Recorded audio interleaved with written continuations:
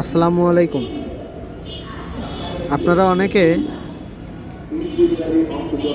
অনুদান দেওয়ার জন্য দ্বিধাদ্বন্দ্বে ভুগতেছেন।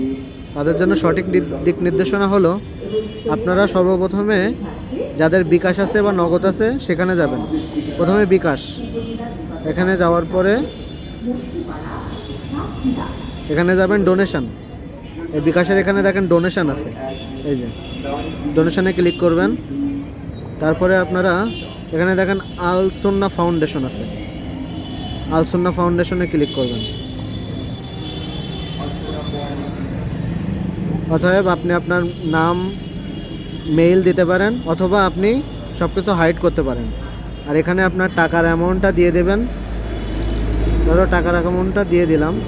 তারপর I am not a robot,